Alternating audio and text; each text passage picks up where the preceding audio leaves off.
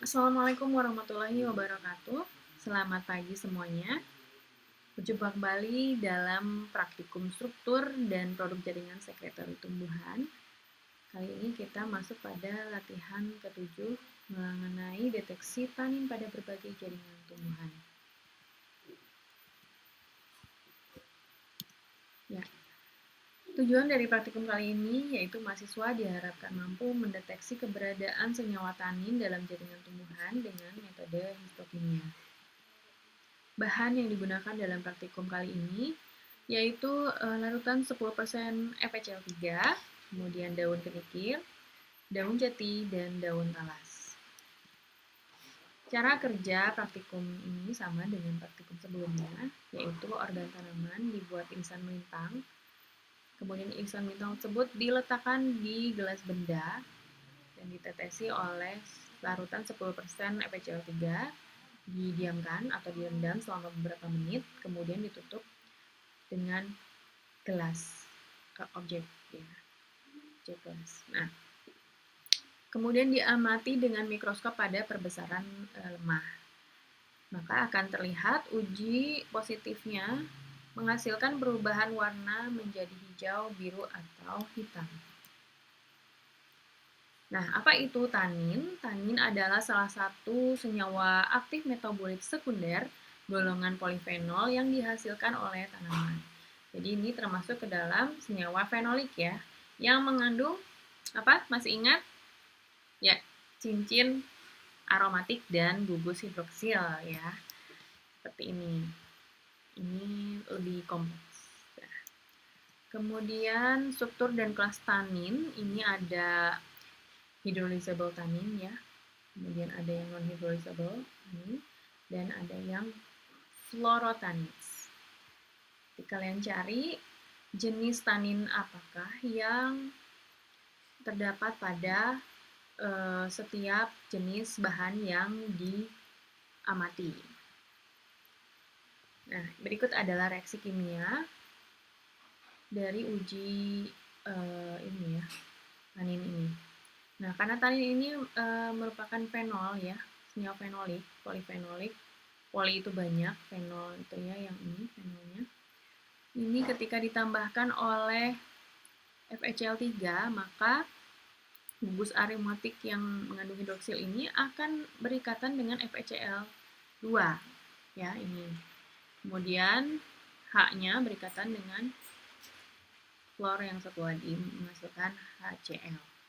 Sehingga ini ikatan ini menghasilkan warna hijau, biru, atau hitam yang biasanya kehitaman atau gelap. Hasil pengamatan tulang daun kenikir ini kita bisa lihat kontrolnya sebelah kiri dan perlakuannya sebelah kanan. Nah, kita bisa mendeteksi letak dari tanin itu di jaringan parenkim seperti pada gambar berikut ya. Ini yang lebih jelasnya itu terlihat sintesis tanin itu pada jaringan parenkim. Kemudian pada tangkai daun jati kita bisa lihat letak dari tanin itu dengan membandingkan kontrol dan perlakuannya. Kontrol ini hanya ditetesi air, ini seperti ini. Dan setelah ditambahkan 10% FeCl3, maka terlihat perbedaannya ini di jaringan parenkimnya ya. Sedikit lebih gelap. Mungkin ini juga dipengaruhi oleh konsentrasi dari tanin tersebut. Semakin pekat konsentrasinya, maka semakin besar juga semakin gelap juga ya warnanya. Berarti konsentrasinya semakin besar. Nah, untuk selanjutnya kita bisa lihat juga perubahan warna pada trikomanya juga ini terdapat tanin.